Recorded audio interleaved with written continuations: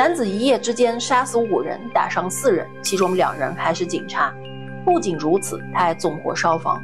在做完一系列的事情后，他逃进了山里，而村里的居民不但不配合抓捕，反而把他藏起来，帮助他逃跑。警方出动了4万警力，搜寻了40多天都没有结果。而最讽刺的是，他居然在逃亡期间接受了记者的采访。1926年8月20日是一个很普通的日子，这段时间刚好是盛夏，连续几天都是艳阳高照。对于日本千叶县九鹤村多数以务农为主的村民来说，无论天气是好是坏，他们都遵循着日出而作，日落而息的生活规律。大约在半夜12点左右，大多数村民都已经进入了梦乡，而吉泽家在村里开设的居酒屋却闹出了很大的动静。一名男子在吉泽家发疯似的大吼大叫，竟敢让我没脸，竟敢这样欺负我。他一边吼叫着，一边揪着吉泽家孙女阿慧的头发，硬生生地将阿慧拖到了门口。阿慧被吓得不停尖叫，但她的力气敌不过男子。在一番扭打后，阿慧再次被男子摔倒在地上。发狂的男子抄起悬挂的木头就向阿慧砸去。这时，阿慧的奶奶听到了尖叫声，冲了过来。她赶紧抓住男子的手，试图阻止他的暴行。但年迈的奶奶哪里是男子的对手？男子一挥手就将他重重地掀倒在地上，接着一木棍就打在了他的头上。阿慧的奶奶就此失去了知觉，而此时的阿慧因为头部受到了重击，根本无法逃跑。男子手上的动作却毫不留情，只见他高高的举起木棍，再次向阿慧的脑袋砸了下去。阿慧的脑袋被砸得血肉模糊，连头盖骨都露了出来。行凶的男子名叫岩渊雄次郎，现年37岁。小学没毕业的他没什么文化，连字都不会写几个。从12岁开始，他被雇到一个大农场工作。他在农场干了整整15年。有了点积蓄的雄次郎后来辞掉了工作，买了匹马，改行拉马车。在当时，拉车类似于现在的运输业，工作内容是将木材从九鹤村运到镇上，然后再把镇上买的化肥运到村里，以此来赚取运输费用。雄次郎在村里深受大多数村民的喜爱，他积极帮助老人干活，照顾村里的病人，是那种见人有难就不会置之不理的人。他经常请车夫们喝酒，当有新人加入时，雄次郎就会照顾他几天。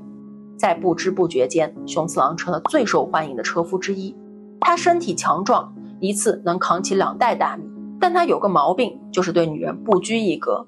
虽然已经结婚，还有5个孩子，但他却经常搞外遇，给喜欢的女人送礼物，和他们保持着不正当的关系。这次被杀的阿慧就是他的出轨对象，但其实阿慧并不是他第一次出轨的对象。在遇到阿慧之前，雄次郎还另有新欢。在34岁时，他认识了旅馆工作的阿花。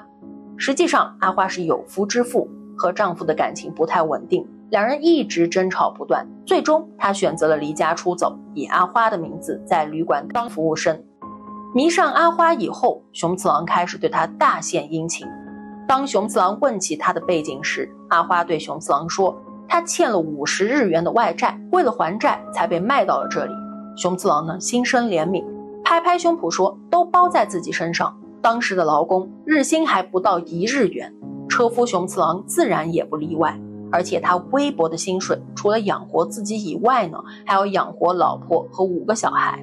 为了帮心爱的女人还债，他转身把拉车的马给卖了，卖马的钱也尽数给了阿花。接着他把阿花从旅馆带出来，但他没有能力金屋藏娇，只能将阿花安置在朋友土屋夫妇开的旅馆。从那以后呢，雄次郎每天晚上都会去看望阿花。雄次郎频繁的造访让夫妇俩很是生气，最终他们与雄次郎打了起来。雄次郎也只能带着阿花离开。这一次他找到了另一位叫长宗严景的朋友。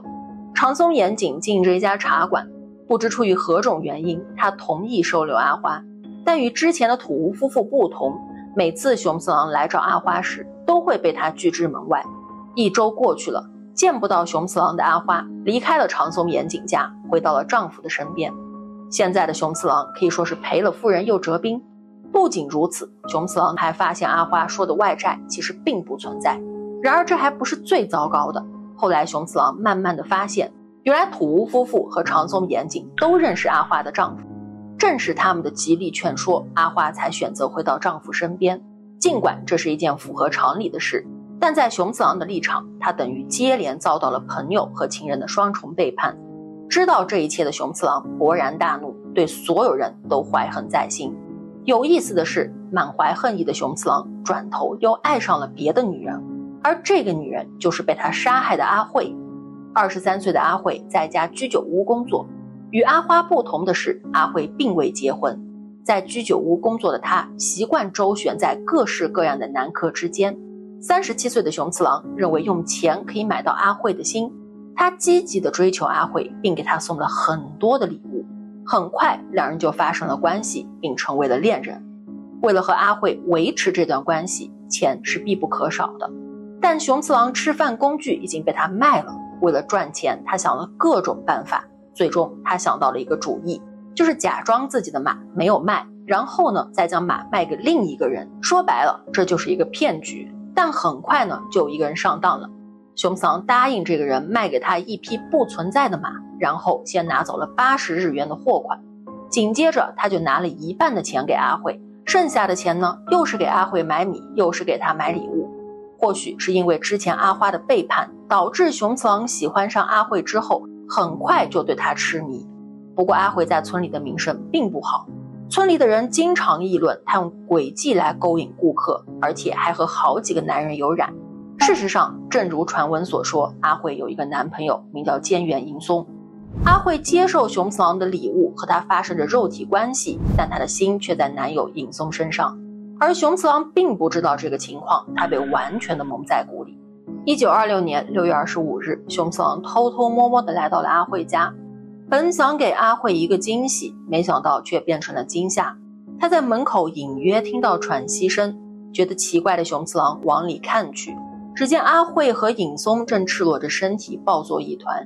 愤怒的熊次郎立刻冲了进去，他抓住阿惠的头发就是一顿拳打脚踢。尹松则趁乱逃到了派出所，他找来了警察，逮捕了熊次郎。尽管熊次郎暴力伤人，但警察还算同情他的处境，并没有做出严厉的处分。然而熊次郎不但没有感激，他反而记恨逮捕他的警察。不仅如此，他还到处在村里放话要杀了尹松。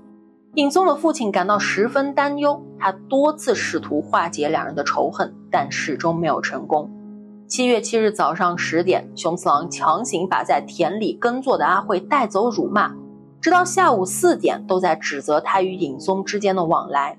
他拿着菜刀威胁要杀了阿惠。阿惠的爷爷赶紧跑到派出所报案，接着熊次郎就被带到了派出所，连同欺诈案一起调查。由于熊次郎之前为人一直不错，所以在他出事之后呢，他的前雇主一直帮他四处奔走疏通关系。最终熊次郎只被判了3个月的徒刑，而且还是缓刑3年。结束1个月的羁押后，熊次郎被释放了。他第一时间去拜访了前雇主，向他表示感谢。席间他喝了不少的酒。离开前雇主家后，熊次郎又来到了阿惠的家，他想和阿惠道歉，同时再续前缘。阿惠对于熊次郎的道歉很是开心，还拿了酒菜来招待他，但是拒绝了他留下过夜的要求。阿惠已经不想再和熊次郎有什么瓜葛了。没想到这个时候尹松出现了。尹松看到熊次郎，内心是非常害怕的，毕竟熊次郎之前放话要杀了自己，而此时这个人就在自己面前。不过熊次郎看上去非常平静，他还邀请尹松一起喝酒。尹松也认为如果自己拒绝的话，可能会招致熊次郎的愤怒，所以他决定和他一起喝酒。短暂的平静后，熊次郎发现两人自然流露出的好感。从他们的对话中可以看出，两人的关系仍在继续，似乎还更加亲密了。想到自己被拘留，而两人却如胶似漆，熊次郎的怒火达到了顶点。突然他大声咒骂起来，竟敢让我没脸，竟敢这样欺负我。于是就发生了故事开头的一幕。阿惠死在了熊次郎的手中，而阿惠的男友尹松早就被吓得半死。他从后门逃出，跑到了50米外的一处农舍，大声呼救。此时杀红眼的熊次郎根本没有停手的意思，他先是跑到了尹松的父亲家，准备杀死尹松。尹松的父亲说，尹松不在家，找不到仇人的熊次郎回家拿了油和火柴，再次返回尹松父亲家，点燃了他家的木柴。突如其来的火灾引起村里的钟声响起，消防队迅速赶到现场，然而还未离开的熊次郎却阻拦消防员，不许他们救火。我要把他全家烧死，别挡我的路！熊次郎对消防队大喊着，并用锄头敲打他们的背部，将他们全部打伤。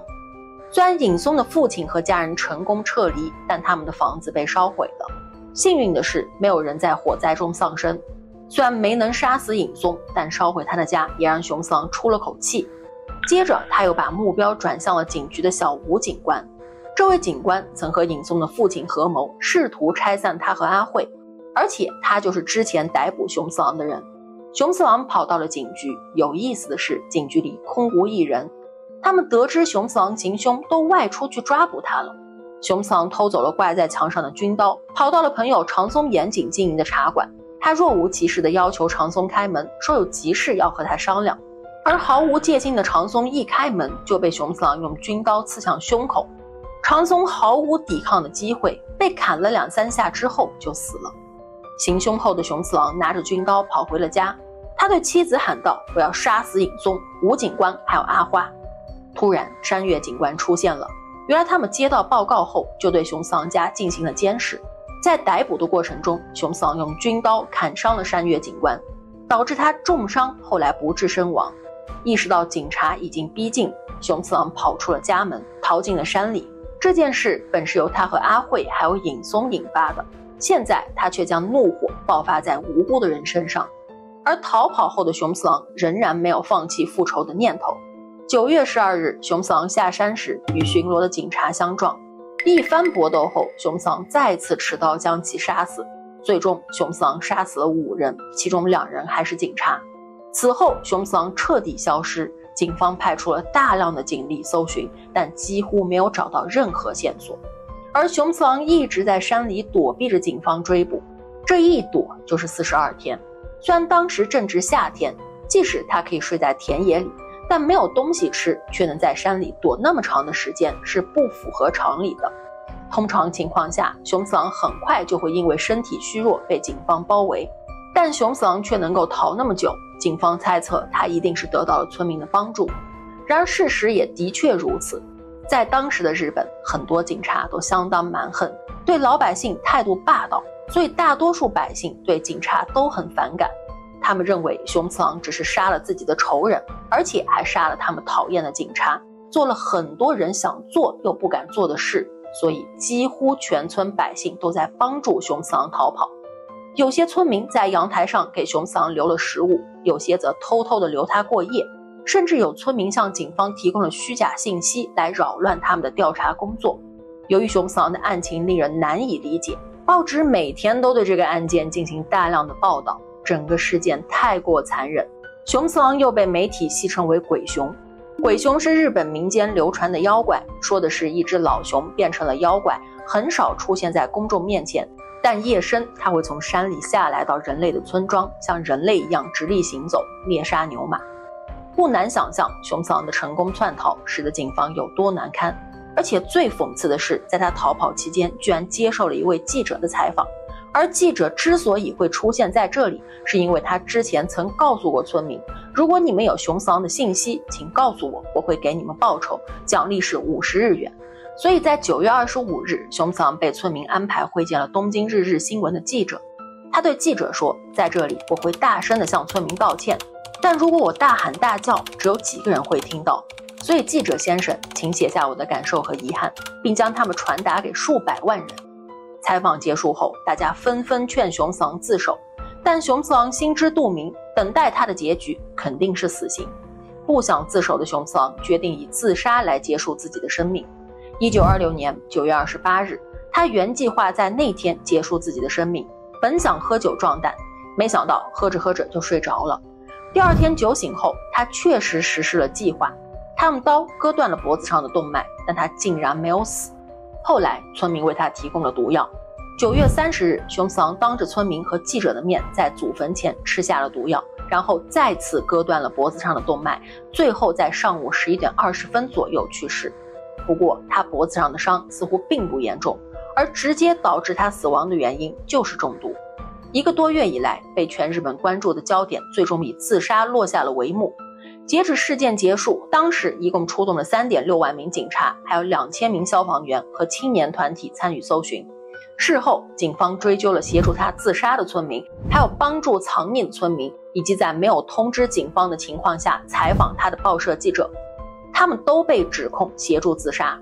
1927年2月7日，千叶地方法院举行了审判，法院判定给熊次郎毒药的村民为协助自杀，但是不予追究。